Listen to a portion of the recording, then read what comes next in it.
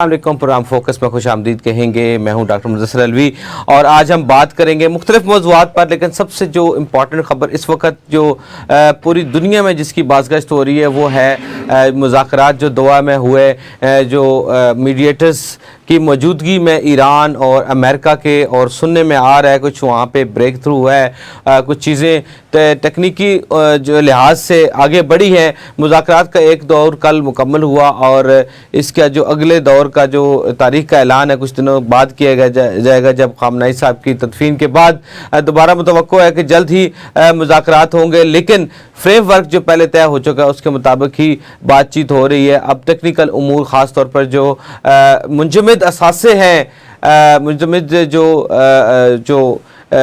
جو رقوم ہے مختلف ممالک میں ایران کی، اس کے حوالے سے بات ہو رہی ہے۔ اس کے علاوہ ابنۂ ہرمز کی ٹریفک کی بحالی اور اس کی جو فردر جو کنٹرول ہے اس کے حوالے سے بات چیت ہو رہی ہے۔ اس کے علاوہ پاکستان کے حوالے سے بھی ایک اچھی خبر بھی ہے، اور اس کو عوام کے لیے اتنی اچھی نہیں بھی کہہ سکتے، کیونکہ ٹیکس کی وصولی کا ہدف جو ہے آل ٹائم ہائی ہے، دو کہ وہ جو تھا ٹارگٹ اس کے مطابق تو 1 ٹریلین کم رہا۔ FBR کا ٹارگٹ جو ہے 14 ٹریلین تھا، جبکہ جو ریکوریز آئیں، ریونیو کلیکٹ ہوا وہ 13 ٹریلین کا ہوا۔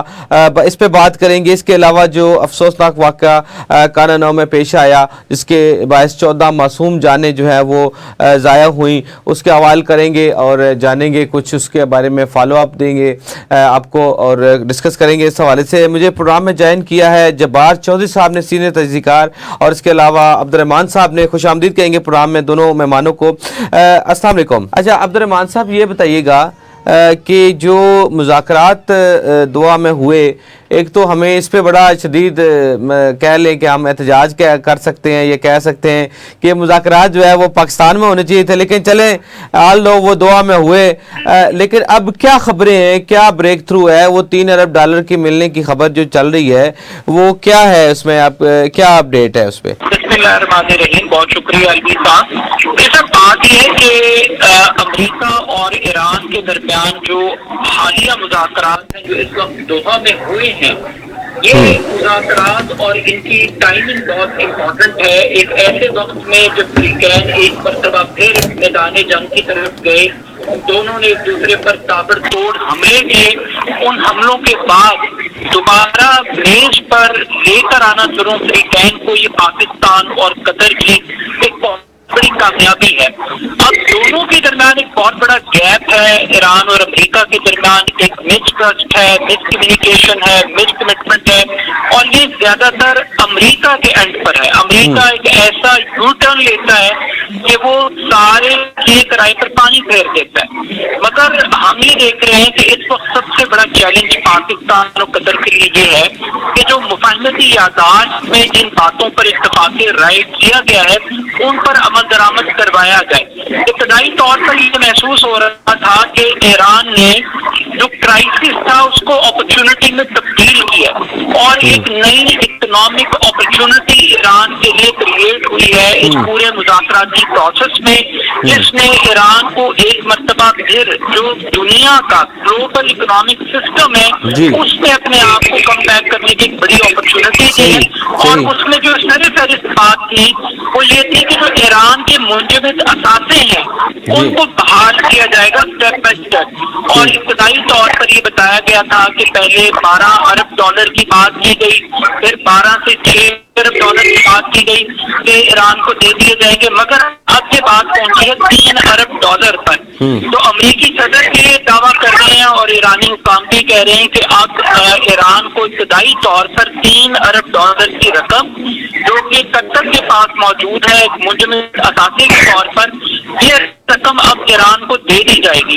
تو اگر یہ رقم واقعی ایران کو ملتی ہے تو یہ ایران کے لیے ایک پہلا قدم ہوگا رائٹ ڈائریکشن میں، اپنے آپ کو ایک اکنامک کرائسس سے نکالنے ये तो एक बड़ी अच्छी इब्तदा है।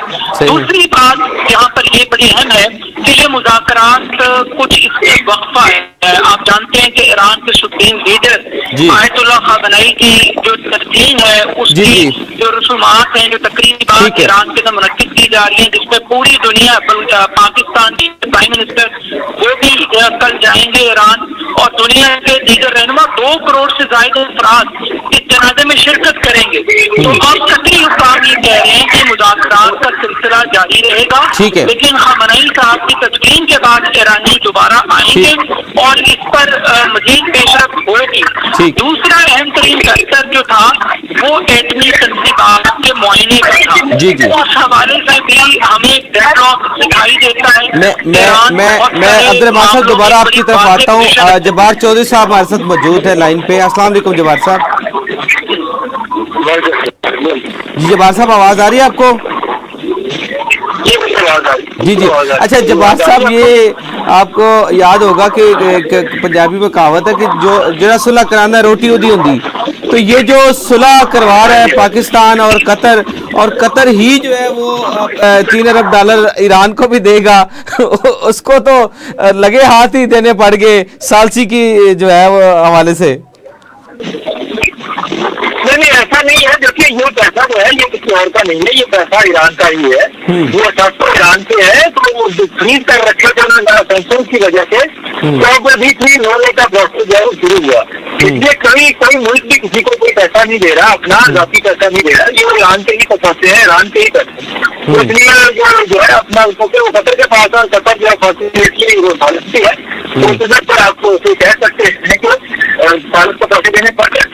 ये जहाँ जैसे यूरोप में है, अमेरिका में है, देश के अंदर जहाँ था की वजह से जो मुंजमद किए गए थे ईरान के, तो अब डीप्लीट करने का जो सिलसिला है वो होगा, तो ये सारा ही सबसे जो है वो स्तर पर ईरान को ट्रांसफर होंगे, शर्तें कि ईरान जो है वो पूरी तरह करने की। अच्छा, वैसे क्या समझते हैं चौधरी साहब कि ये जो मुज़ाकरात का दौर हुआ है तकनीकी बुनियाद का यकीनन था, और क्या इसको कामयाब कहेंगे, या ये जो बार बार कभी ईरानियन कहते हैं कि हम मुज़ाकरात नहीं करे, कभी अमेरिकन कहते हैं हम नहीं कर रहे, फिर बैठ भी जाते हैं, फिर डायरेक्ट डॉलर भी नहीं करना, ये बीच में ट्विस्ट क्यों आते हैं इतने?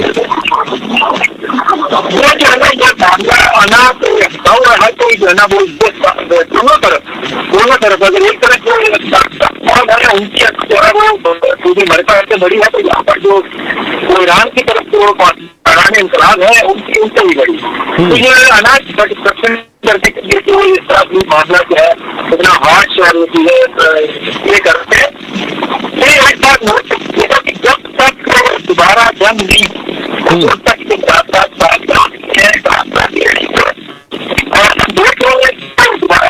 जंग नहीं होगी और सीट फायर बरकरार है, तो हम इस पर कभी भी नहीं कह सकते कि मुज़ाकरात जो है वो शायद वो नाकाम है। मुज़ाकरात कामयाब है, प्रोसेस होने आ सकता है, जिसमें कोई दरमियान में कोई नीचे आ सकती है, लेकिन ये मुज़ाकरात जो है इसी तरह कामयाबी से आगे बढ़ेंगे, और इसको अब हम कहेंगे कि मुज़ाकरात कामयाब है, नाकाम नहीं। सही। अच्छा अब्दुर्रहमान साहब, ये जो आप बता रहे थे कि जो तंसीबात है उसकी मुआयने के हवाले से कोई डेडलॉक है या उसके हवाले से कोई पेशरफ्त है, क्या कहेंगे इस हवाले से? देखिए, जहाँ तक जोहरी प्रोग्राम की बात है, ईरान का एक बड़ा वाज़ेह मौक़िफ़ ये रहा है कि वो किसी भी किस्म की न्यूक्लियर पावर बनने में दिलचस्पी नहीं रखते, और उनका जो न्यूक्लियर प्रोग्राम है वो पुरअमन मकासद के लिए उसको इस्तेमाल करना चाहते हैं। उन्होंने पहले भी इंटरनेशनल कम्युनिटी के साथ ताउन किया है और अब भी वो ताउन करने के लिए तैयार है। अमेरिका की ख्वाहिश है या उनका मुतालबा है कि वो जो आर्मी तवानाई एजेंसी है उनके अधिकारों को एक्सेस दें, फ्री एक्सेस दें, कि वो ईरान की एटमी तंसीबात का जायजा लें। अब यहाँ पर जो टीवार्स हैं वो तय होना बाकी है। ईरान बात जगहों पर चाहता है कि वो इंटरनेशनल कम्युनिटी के साथ ताउन करे, और बात जगहों पर ईरान के ये तो पहले ही कह चुके हैं, ख़ामेनी साहब का फतवा भी मौजूद है कि वो एटमी हथियार ना बनाने की दौड़ में है, ना उनकी प्रायोरिटी है, और पहले भी जो है मुमायने होते रहे हैं। तो इसमें अब जो तो ईरान की तरफ से है ही नहीं, ना पहले थी ना अब थी। ایران کی طرف سے یہ بات بھی سامنے آ رہی ہے کہ جن ایٹمی تنصیبات پر امریکہ نے براہ راست اٹیک کیے ہیں، ایران یہ سمجھتا ہے کہ اس نے ہمیشہ کوآپریٹ کیا ہے، تعاون کیا ہے، لیکن اس کے تعاون کے باوجود اس کی اثاثوں کو، اس کی ایٹمی تنصیبات کو نشانہ بنایا گیا ہے، اور انٹرنیشنل کمیونٹی امریکہ کو روکنے سے، حالانکہ وہ تعاون کر رہے تھے لیکن اس کے باوجود ان کو نشانہ بنایا گیا ہے۔ اب ایران یہ بھی سمجھتے ہیں کہ وہ ایٹمی تنصیبات تک ایکسیس دینا چاہتے ہیں، لیکن کچھ شیورٹیز کے ساتھ دینا چاہتے ہیں، اور وہ سیکورٹی ہے وہ مینٹین رہے۔ وہ ایسا نہیں ہے کہ وہ ایک فری اسپیس دے دیں ساری دنیا کو کہ وہ ان کے ایٹمی اثاثوں تک ایکسیس رکھے، اور وہ گارنٹیز مانگ رہے ہیں، شیورٹیز مانگ رہے ہیں کہ اگر ہم آپ کو ایٹمی پروگرام تک ایکسیس دیتے ہیں تو پھر آپ ان کے ان مطالبات کو آپ ایکسیپٹ کریں گے۔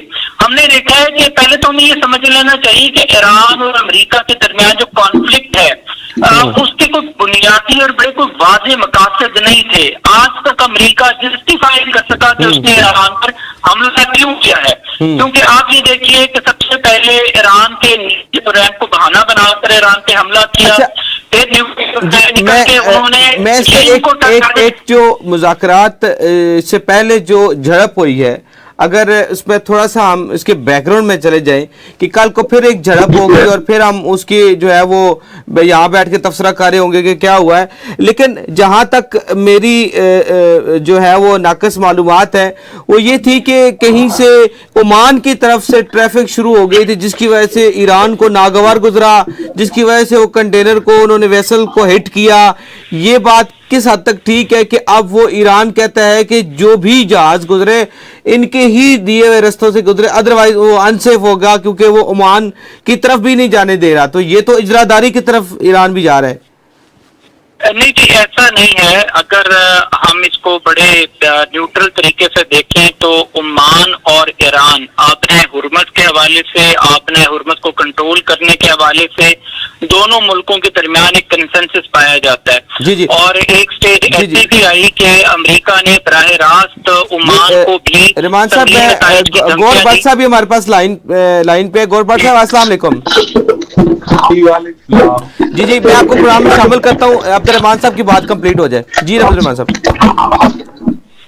میں آپ سے عرض کر رہا تھا کہ عمان اور ایران کے درمیان ایک کانفیڈنس لیول ہے۔ اس پوری جنگ کے اندر آپ نے نوٹ کیا ہوگا کہ تمام گلف سٹیٹس کو ایران نے ٹارگٹ کیا ہے ماں سوائے عمان کے، اور ہم نے دیکھا کہ عمانی قیادت نے بھی اپنے حرمت کے حوالے سے ایران کی پالیسیز کو سپورٹ کیا ہے، اور اسی کے نتیجے میں ایک سٹیج ایسی بھی آئی کہ امریکہ نے اور گلف سٹیٹس نے بھی ڈائریکٹلی اور انڈائریکٹلی عمان کو تھریٹ کیا کہ وہ بھی اپنے آپ کو ایران سے ڈسٹنس کرے اور اسی پالیسی کو اڈاپٹ کرے جو مشرق وسطیٰ کے اور گلف سٹیٹس کے دیگر ممالک کر رہے ہیں۔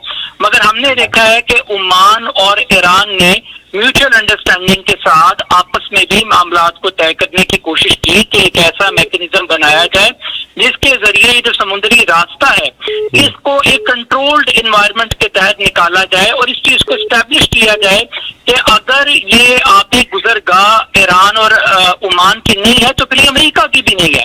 امریکہ کے پاس بھی حق اور اختیار نہیں ہے کہ کون گزرے گا، کیسے گزرے گا، کس طریقے سے گزرے گا۔ لیکن ایران اس معاملے میں ٹچی ضرور ہوا ہے رحمان بھائی، یہ بات بھی سامنے آئی ہے۔ دیکھیے ایران کا جو موقف ہے اس کو ہمیں سمجھنا چاہیے۔ ایران یہ کہہ رہا ہے کہ وہاں پر بارودی سرنگیں موجود ہیں، اور ان بارودی سرنگوں کو ختم کیے بغیر، ان کے اس ڈائریکشن اور گائیڈنس کو سمجھے بغیر اگر کوئی طیارہ جاتا ہے تو وہ اپنا بھی نقصان کرے گا۔ اور ٹھیک ہے رحمان بھائی، میں دوبارہ آپ کے پاس آتا ہوں۔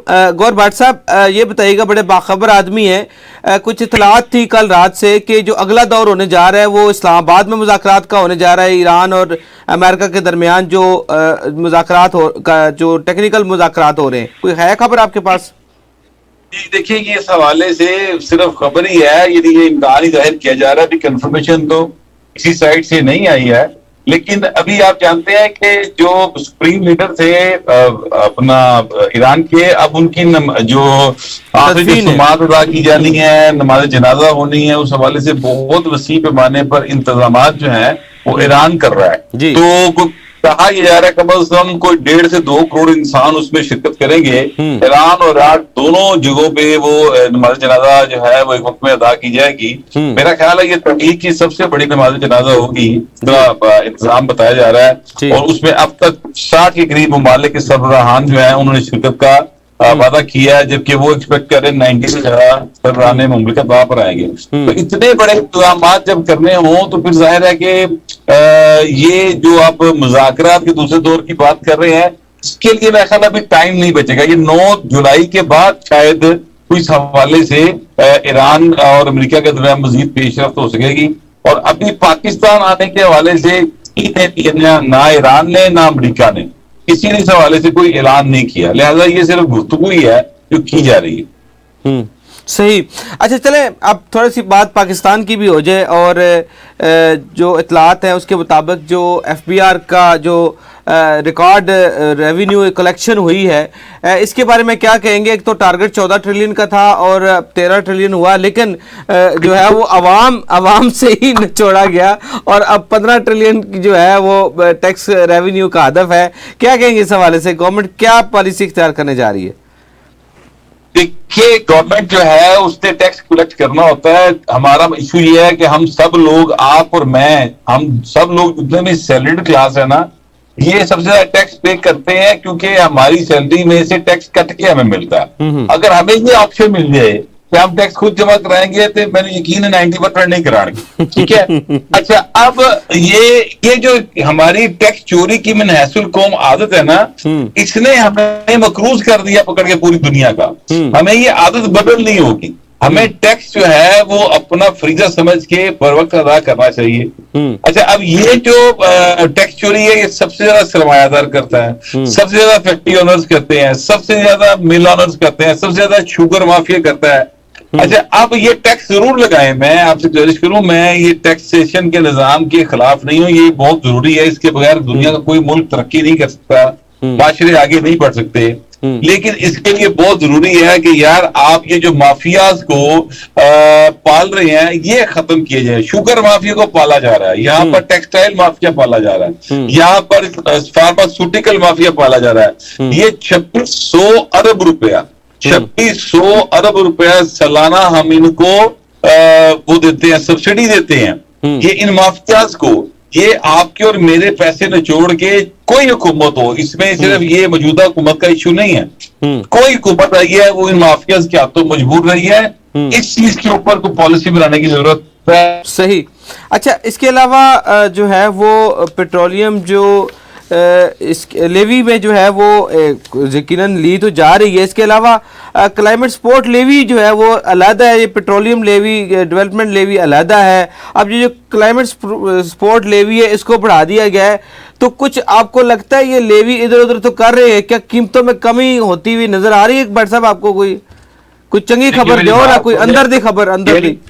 دیکھو میری گل سنو, جی سب تو وڈی لیوی لگتی پی نا سانو دسی ہے, وہ لڑکیاں لا رہے ہیں کہ جہاں 2600 ارب روپیہ sugar mafia, pharmaceutical mafia, textile mafia, اس طرح کے 5-6 جو مافیاز ہیں بڑے بڑے اسکول کے کارٹنز بنے ہوئے ہیں, وہ سانو لیوی لا رہے ہیں. اس میں بٹ صاحب ایک مافیا اور بھی گورنمنٹ کا بھی شامل کر لے کہ 17 روپے پر یونٹ امیر و غریب جو ہے وہ سارے کیپیسٹی چارجز کی صورت میں دے رہے ہیں. یہ بھی تو 25,000 ارب روپے بنتا ہے. یہ بھی سر یہ بھی تو ایک بڑی اماؤنٹ ہے.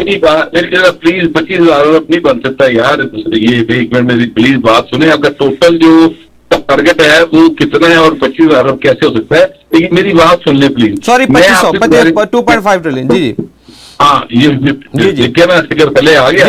تو میں یہی آپ سے کہہ رہا ہوں کہ یہ جو ہے نا مہربانی یہ کریں کہ یہ حکومت سے یہ زور دینا چاہیے کہ بھائی آپ ان مافیاز کو ذرا سائڈ پہ کریں, ان کو سبسڈی ختم کریں. جب یہ سبسڈی ختم ہوگی تو جی لیوی تھی دس دے پڑے نا کہ یہ جناب اینی لیوی بد گئی تو ہوں پتہ نہیں کہڑی لیوی بد گئی, رنگ بدل کے نام بدل کے رانا تو جگہ ٹیکس ہے نا, ٹھیک ہے, وہ ختم ہو جائے گا, وہ ختم ہو جائے گا. پھر اکثر جگہ ٹیکس لے رہے ہیں ہم سے, یہ جو مافیاز ہیں اس کے خلاف آواز اٹھائیں. یہ IPPs والے جو ہیں, IPPs ختم ہونے چاہیے, اس کے خلاف آواز اٹھانی چاہیے. تو اس کے اوپر بات کریں. باقی تو یہ جو باتیں ہیں یہ تو دیکھیں یہ جگلری آف فگرز ہے. باقی جناب ہے تو کان نہیں پڑھنا ادھر کان پڑھنا. آج آگے بٹ صاحب کوئی اندر دی خبر ہے پیٹرول قیمت کم ہو رہی ہے کہ نہیں ہو رہی؟ کوئی پیٹرول کی قیمت سر 100% کٹ ہوئے گی. دیکھو دی وجہ اور کل میرا خیال اعلان ہو جائے گا. وہ دی وجہ یہ کہ انٹرنیشنل مارکیٹ میں پیٹرول آج 67 پہ آ گیا. جی بالکل ایسے ہی. تو لہٰذا اس میں پیٹرول میں کمی ہوگی وہ یہ نہیں ہو سکتا کہ اس میں کمی نہ ہو. لیکن جی جو کہا جا رہا ہے آئل مارکیٹنگ کمپنی جو ہے وہ بڑا پریشرائز کر رہی ہیں کہ آپ گریجولی کریں ابھی نہ کریں. کوئی ہے اس میں بات صداقت ہے؟ نہیں وہ تو پچھلی دفعہ کامیاب تو ہو گئے. وہ انہوں نے پریشرائز کیا اور کامیاب ہو گئے.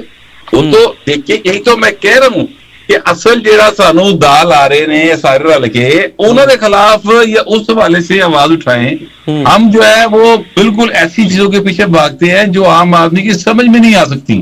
آپ عام آدمی کو بتائیں اصل مسئلہ کہاں ہے. اصل مسئلہ یہ ہے کہ آپ سے پیسے لے کے امیر آدمی جو ہے وہ اس کو سبسڈی دی جا رہی ہے. یہ بلیک میلنگ ختم ہونی چاہیے. ٹھیک ہے بٹ صاحب میں دوبارہ آپ کے پاس آتا ہوں. ارمان بھائی یہ بتائیے گا کہ گورنمنٹ کا جو ٹیکس نیٹ بڑھانے کا ایک ہمیشہ سے ایک راگ الاپا جاتا ہے کہ اس دفعہ ہم ٹیکس نیٹ بڑھا لیں گے اور زیادہ ٹیکس پیئر ہوں گے تو پھر یہ لوڈ ڈیوائیڈ ہو جائے گا. اس وقت آپ کو کوئی حکمت عملی گورنمنٹ کی نظر آ رہی ہے کہ وہ ٹیکس نیٹ بڑھانے کا جو 25,000 پر دکان ہے یا کوئی اور طریقہ اختیار کیا جا رہا ہے گورنمنٹ کی طرف سے ٹیکس نیٹ بڑھانے کے لیے؟ دیکھیے حکومت کے دعوے اور حقیقت میں بہت فرق ہے. حکومت دعوے بڑے عرصے سے کر رہی ہے. جیسے ہم ٹیکس ریفارمز کی ہم باتیں سن رہے ہیں. ہم ایکسپینڈیچر کو کنٹرول کرنے کی باتیں سنتے ہیں. ہم آسٹیرٹی میئرز کی باتیں سنتے ہیں اور ہمیں ہر دور کے اندر ہی بہت بڑے بڑے ٹارگٹس بتائے جاتے ہیں. ابھی ایف پی آر کی ہم بات کر رہے ہیں کہ انہوں نے اپنے ٹارگٹس اچیو کرنی ہے. لیکن ہم قوم کو یہ نہیں بتا رہے کہ ہم نے 2 مرتبہ جو ٹارگٹ سیٹ کیا اس کو ہم نے ری وزٹ کیا, نظر ثانی کی اور اس ہدف کو ہم کم کیا. ہم 14,000 ارب روپے سے اس کو کم کر کے 12,900 ارب روپے پر لے کر آئے. اور جہاں تک ٹیکس نیٹ کے بڑھانے کی بات ہے ہم ٹیکس ریشو کو بڑھانے پر فوکس کر رہے ہیں. یعنی جتنے جو ٹیکس نیٹ کے اندر آنے والے لوگ ہیں جس میں فائلرز ہیں آپ ان کی تعداد دیکھیں اور اس میں سے ایکچوئل ٹیکس پے کرنے والے لوگوں کی اگر تعداد کا کمپیریزن کریں تو آٹے میں نمک کے برابر ہے. ایک طرف تو یہ طریقہ کار ہے, دوسری طرف ہم دیکھتے ہیں کہ جس طریقے سے جی ایس ٹی کو بے دردی سے استعمال کیا جا رہا ہے. آپ پانی کی بوتل خریدتے ہیں آپ ٹیکس دیتے ہیں, میڈیسن پہ ٹیکس ہے برمان بھائی, میڈیسن پہ ٹیکس ہے 18%, میڈیکل ڈیوائس پہ ٹیکس ہے. پاکستان کا ہر شخص ٹیکس پے کر رہا ہے. مگر پرابلم یہ ہے کہ یہاں پر اکنامک سرجری کی ضرورت ہے. ایلیٹ کیپچر ہے پاکستان کے اندر, مافیاز ہیں, کارٹلز ہیں. فار ایگزامپل آج تک یہ ملک جو ہے یہ ریٹیلرز کے اوپر ٹیکس نہیں لگا سکی. یہاں پہ تاجر دوست اسکیمیں انٹروڈیوس کروائی گئی تب بھی تاجر ٹیکس نیٹ کے اندر نہیں آئے. آج آپ حالت چیک کیجیے کہ 20 کروڑ روپیہ اگر کوئی تاجر سالانہ کماتا ہے تو حکومت کہتی ہے کہ وہ ون ٹائم صرف 25,000 روپیہ ٹیکس دے دے. اب آپ اس کو ورکنگ کلاس جو کہ سیلڈ کلاس ہے اس کے ساتھ اس کا کمپیریزن کر لیں کہ وہ اپنی تنخواہ کے اوپر ایٹ فورس کتنا ٹیکس دے رہے ہیں اور ایک تاجر جو 20 کروڑ روپے کما کے لے جا رہا ہے وہ سرکار کو